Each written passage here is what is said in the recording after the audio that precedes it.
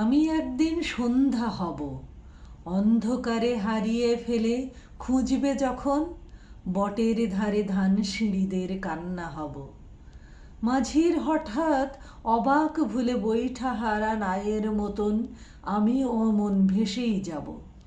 পদ্ম পাতায় জলের মতন, শিমুল তুলোর মনের মতন আমিও সেদিন উবেই যাব। আমি একদিন পাখি হব, একলা আকাশ একলা ডানায় চুপটি করে পাড়ি দেব। সঙ্গে নেব গোপন কথা, ছোট্ট বুকের বিশাল ব্যথা। ডানায় ডানায় মেঘের ভেতর সেসব কিছু ছড়িয়ে দেব। আমি একদিন কান্না হব, নীল আকাশের কষ্ট ছুঁয়ে সমুদ্রে বৃষ্টি হব।